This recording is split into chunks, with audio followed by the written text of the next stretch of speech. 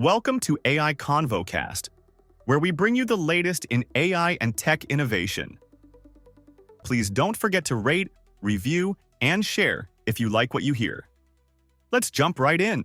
Today, we will be covering Apple's explosive lawsuit against OpenAI over alleged hardware trade secret theft, a privacy controversy brewing around xAI's Grok Build coding tool, Canada's banking regulator sounding the alarm about frontier AI cyber risks, and Google Cloud landing a massive Gemini Enterprise deployment inside Samsung. Starting with the biggest story of the day, Apple has filed a federal lawsuit in the Northern District of California accusing OpenAI, along with Chief Hardware Officer Tang Tan and technical staffer Chang Liu, of misappropriating Apple trade secrets as OpenAI works on its first consumer AI hardware. The complaint reads like a corporate thriller. Apple alleges Liu held on to an Apple-issued laptop after jumping to OpenAI and used it to download confidential technical documents. It also claims Tan used Apple's internal code names while recruiting, asked job candidates to bring Apple hardware components in for what he called show-and-tell sessions, and coached departing Apple staff on how to sidestep security procedures on their way out the door. The scale here is striking. Apple says more than 400 former Apple employees now work at OpenAI, which gives you a sense of just how aggressively OpenAI has been raiding Cupertino for hardware talent. Apple's filing says significant evidence has emerged that OpenAI employees took confidential Apple information.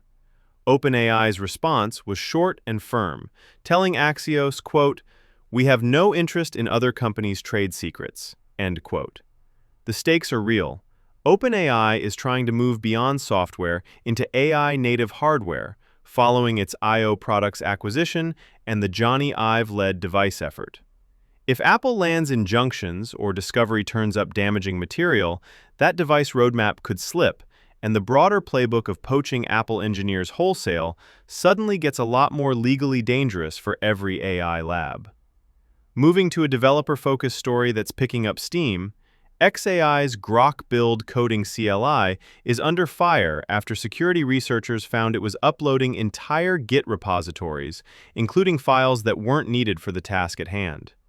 A thread on the local Llama subreddit showed that Grok Build version 0.2.93 was sending whole repos up as a Git bundle, and this was happening independently of the Improve the Model toggle, which is the setting users would normally rely on to control data sharing. After the controversy blew up, researchers spotted a server-side change flipping a flag called Disable Codebase Upload to True, effectively shutting off the full repo uploads. Why this matters is pretty simple. Coding agents are being invited into proprietary repositories that contain environment files with API keys, CI configuration, internal documentation, all of it. If the default behavior sends more code than the task needs, that's a serious data governance problem for developers and security teams. xAI's response was that they, quote, "care deeply about your privacy and respect customer choice," end quote. Developers were not exactly reassured. One Reddit tester flatly called the whole repo upload abnormal compared to Claude and Codex, which is a direct competitive shot. For enterprise buyers weighing coding agents right now, this becomes a live test case about how much you can trust what these tools are actually sending home. Shifting to a regulatory story with real teeth, Canada's Office of the Superintendent of Financial Institutions has warned major banks and insurers about cyber risks tied to Anthropic's Claude Mythos and other advanced AI models. Reuters got hold of an April email through an access to information request, and OSFI followed up with a public bulletin. The regulator's core concern is blunt.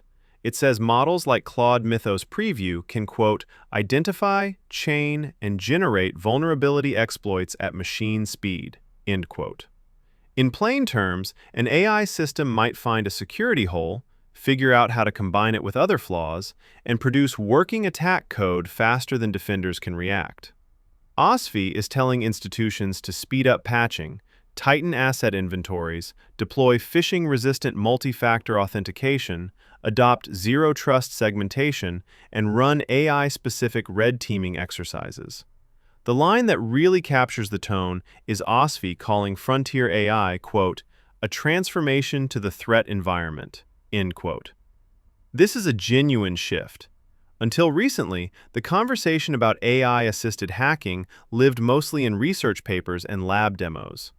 Now, a national banking regulator is telling the country's biggest financial institutions to restructure their security operations around the assumption that exploit timelines are about to get dramatically shorter. That's the kind of guidance that changes budgets and hiring plans.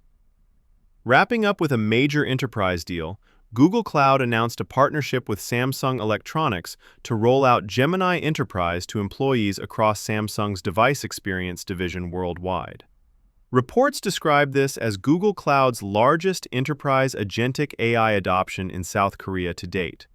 Samsung DX employees are getting a centralized Gemini Enterprise app that plugs into internal systems, and both companies are framing the architecture as a move from simple task assistance toward autonomous, continuous AI agents that keep working in the background.